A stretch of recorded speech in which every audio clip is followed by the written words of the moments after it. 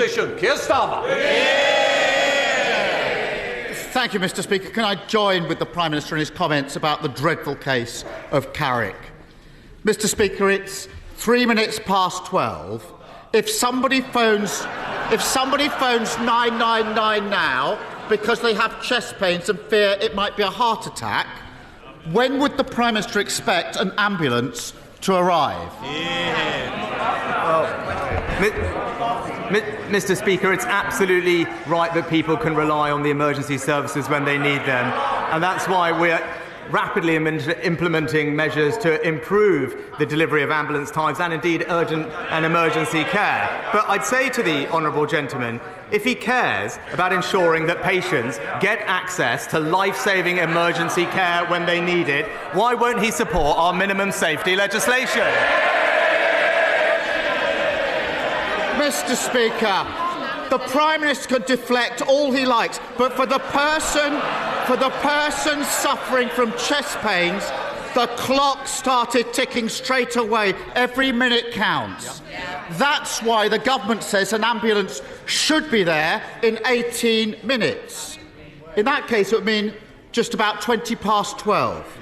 Now, I know he doesn't want to answer the question I asked him, so I'm going to ask him again.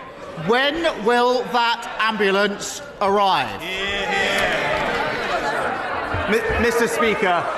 Speaker, because of the extra funding we're putting in to relieve pressure in urgent and emergency care departments, because of the investment we're putting in ambulance call handling, we will improve ambulance times as we are recovering from the pandemic and indeed the pressures of this winter. But I say to the honourable gentleman again, because he makes my case for me, he describes the life-saving care that people desperately need. So why, when in other countries like France, Spain, Italy and others, why is he depriving people here that care? Mr. Speaker, he obviously doesn't know or doesn't care. I'll tell him. If our heart attack victim had called for an ambulance in Peterborough at 12:03, it wouldn't arrive until 10 past 2. These are our constituents waiting for ambulances I'm talking about. If it was Northampton, it wouldn't arrive until 20 Order. Mr. Blister, I hope you want to see the rest of the questions out, because I want you to be here, but you're going to have to behave better. Come on, Keir Starmer. Mr. Speaker, I'm talking about our constituents. If they were in Northampton, it wouldn't arrive until 20 past 2. If they were in Plymouth, it wouldn't arrive until 20 to 3. That's why someone who fears a heart attack waiting more than 2.5 hours for an ambulance. Not the worst case scenario, just the average wait. So for 1 week, will he stop blaming others, take some responsibility and just admit under his watch the NHS is in crisis, isn't it? Well, Mr. Speaker, I noticed the one place the honourable gentleman didn't mention was Wales, where we know ambulance times are even worse than they are in England, Mr. Speaker.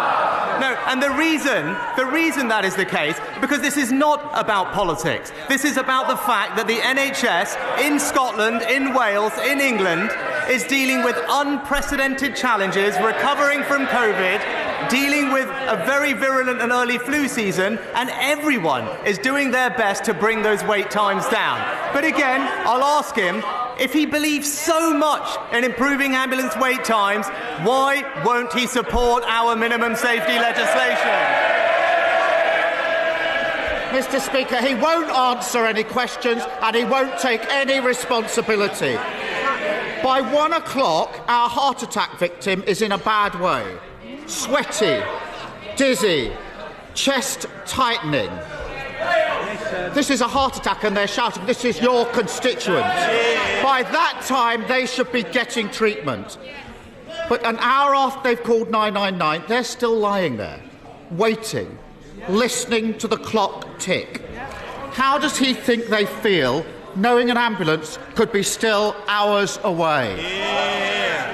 Well, Mr. Speaker, The specific and practical things we are doing to improve ambulance times are clear. We are investing more in urgent and emergency care to create more bed capacity. We're ensuring that the flow of patients through emergency care is faster than it ever has been. We're discharging people at a record rate out of hospitals to ease the constraints that they are facing. And we are reducing the call-out rates by moving people out of ambulance stacks and being dealt with in a community. Now, these are all very practical steps that will make a difference in the short term. But I ask him again and again, and we know why. The reason that he is not putting patients first when it comes to ambulance waiting times is because he is simply in the pockets of his union paymaster.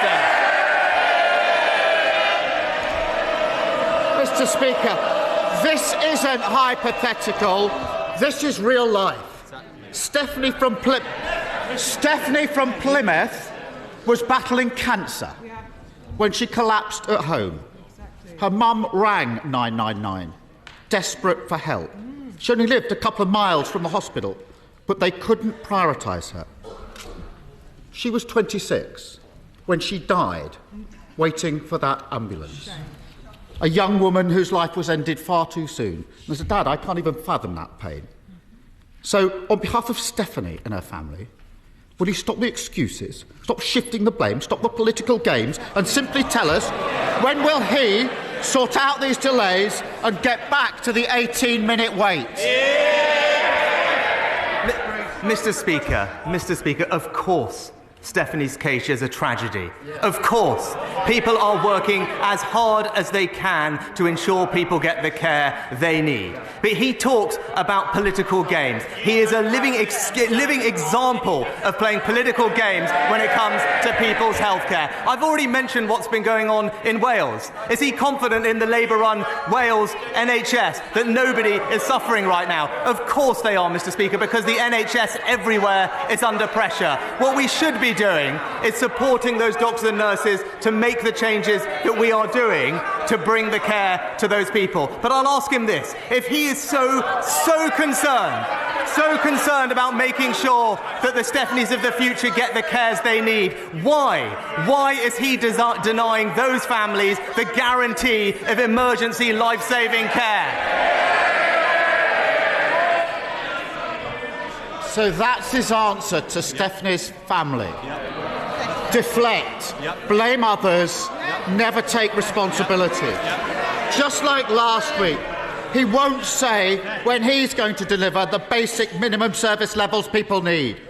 Mr. Speaker, over the 40 minutes or so that these sessions tend to last, 700 people will call an ambulance. 2 will be reporting a heart attack. 4 will be reporting a stroke. But instead of the rapid help they need, many will wait and wait and wait.